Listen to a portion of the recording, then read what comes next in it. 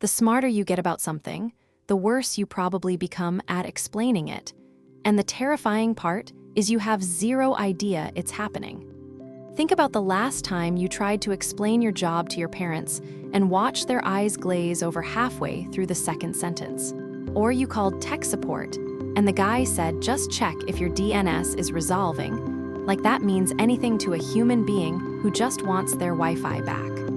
Or you sat in a college lecture with a genius professor who clearly understood the material cold and somehow made it more confusing than the textbook you already paid $200 for. That gap between what you know and what you can imagine someone else not knowing is called the curse of knowledge. Economists Colin Kammerer, George Lowenstein, and Martin Weber named it in a 1989 paper. And it explains a lot more of your daily frustration than you'd think, from bad instruction manuals to fights with your partner about why you obviously didn't need to say something out loud. In 1990, a Stanford psychology grad student named Elizabeth Newton ran an experiment that still gets taught because it's almost embarrassing to watch play out. She had one group of people tap out the rhythm of well-known songs, Happy Birthday, The Star-Spangled Banner, using just their knuckles on a table. No humming, no singing, just the beat.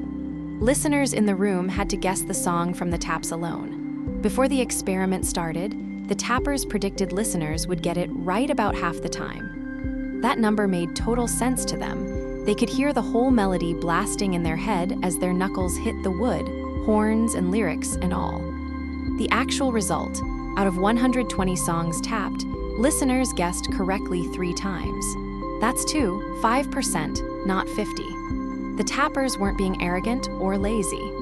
They genuinely could not simulate what it sounds like to hear random knuckle taps with zero melody attached, because their own brain was already flooded with the music playing underneath.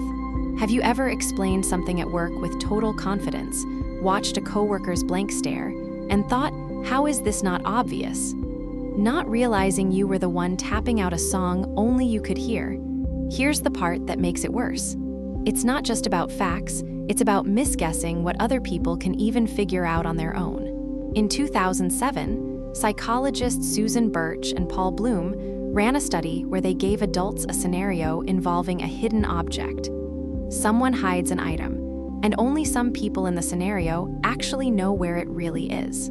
The participants who knew the real answer consistently overestimated how likely a person without that knowledge would be to guess it correctly, even when they were explicitly told that person had no way of knowing.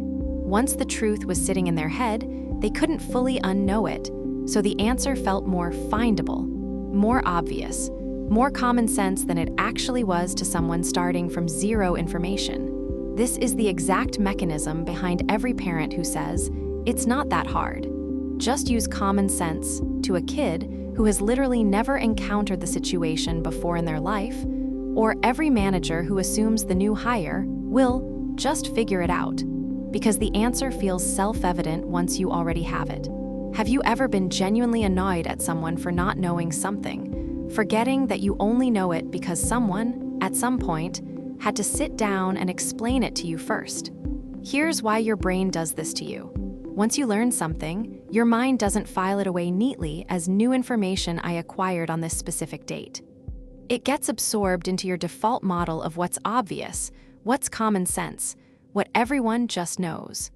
Modeling another person's mind, actually imagining their blank slate, takes real cognitive effort. You have to consciously subtract your own knowledge, piece by piece, to rebuild what it felt like before you knew, and that subtraction is expensive, slow, and incredibly easy to skip under any time pressure. For most of human history, skipping it was actually the smart move. You lived in a small group of maybe 50 to 150 people who hunted the same land, spoke the same language, learned the same survival skills from the same elders. Assuming other people knew roughly what you knew was a safe bet, because they usually did.